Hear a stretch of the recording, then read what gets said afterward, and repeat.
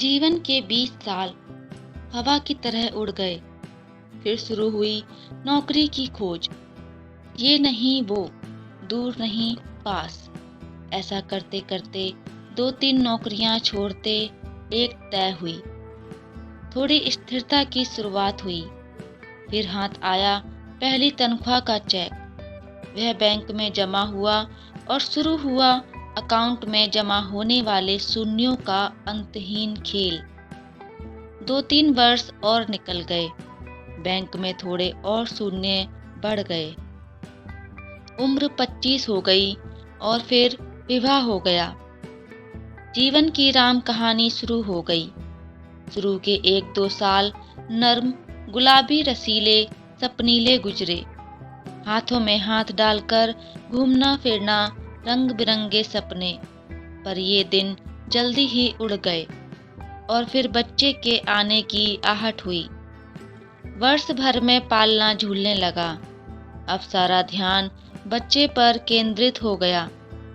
उठना बैठना, खाना पीना, लाड़ दुलार। समय कैसे फटाफट निकल गया पता ही नहीं चला।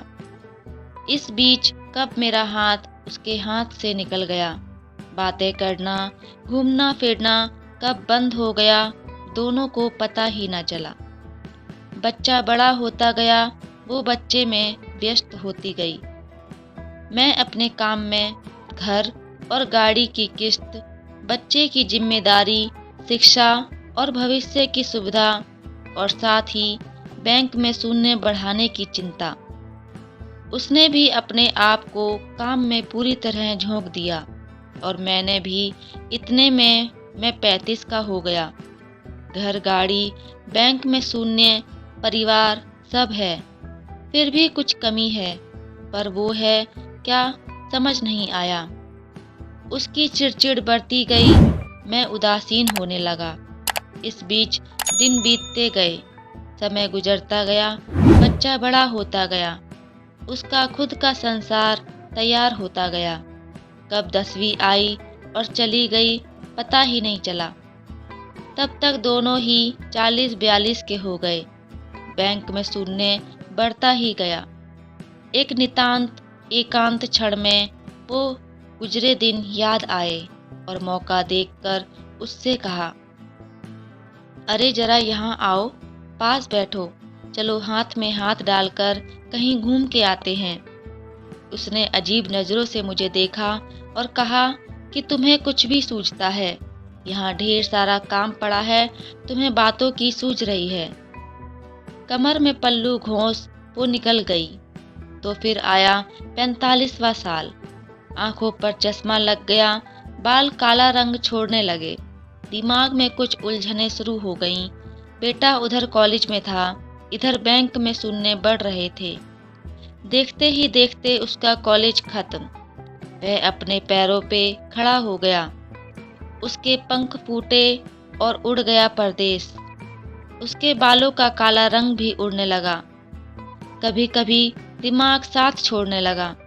उसे चश्मा भी लग गया। मैं खुद बूढ़ा हो गया, वो भी उम्र दराज लगने लगी। दोनों 55 से 60 की ओर बढ़ने लगे। बैंक के शून्यों की कोई खबर नहीं।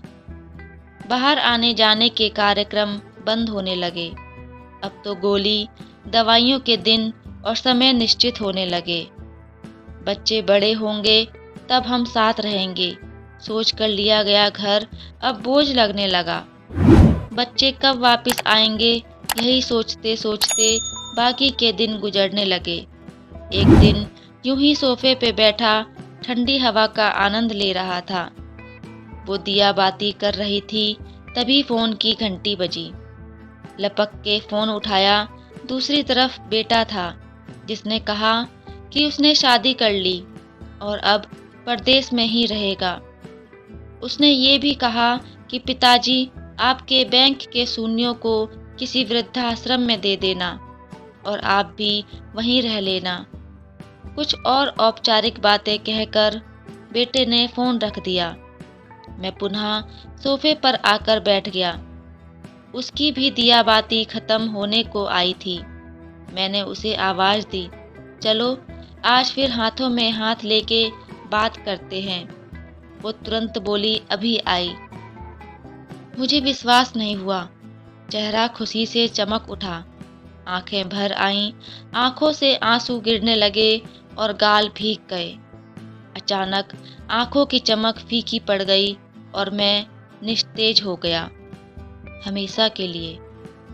उसने शेष पूजा की और मेरे पास आकर बैठ गई। बोलो, क्या बोल रहे थे? लेकिन मैंने कुछ नहीं कहा। उसने मेरे शरीर को छूकर देखा। शरीर बिल्कुल ठंडा पड़ गया था। मैं उसकी ओर एकटक देख रहा था। क्षण भर को वो शून्य हो गई। क्या करूं? उसे कुछ समझ में नहीं आया। लेकिन 1-2 मिनट में ही वो चैतन्य हो गई। धीरे से उठी, पूजा घर में गई, एक अगरबत्ती की, ईश्वर को प्रणाम किया और फिर से आकर सोफे पे बैठ गई। मेरा ठंडा हाथ अपने हाथों में लिया और बोली, चलो, कहाँ घूमने चलना है तुम्हें? क्या बातें करनी है तुम्हें? बोलो। ऐसा कहते हुए उसकी आंखें भर आईं। वो एकटक मुझे देखती रही। आंखों से अश्रुधारा बह निकली। मेरा सर उसके कंधों पर गिर गया। ठंडी हवा का झोंका अब भी चल रहा था। क्या यही जिंदगी है? नहीं, जीवन अपना है तो जीने के तरीके भी अपने रखो। शुरुआत आज से करो, क्योंकि कल कभी नहीं आएगा। दोस्तों, ये आजकल की भागदौड़ भरी जिंदगी की कड़वी सच्चाई है, जिसको आपको हम सबको समझना होगा और जीवन के दिन आनंद में जीने होंगे, क्योंकि ये समय का चक्र बहुत तेजी से घूमता है और बहुत सारे अरमान लिए इंसान इस जीवन से विदा ले जाता है। इसलिए अपने आज को जीना शुरू कीजिए। कल किसने देखा है? स्वस्थ रहिए, खुश रहिए और अपने जीवन का आनंद लीजिए।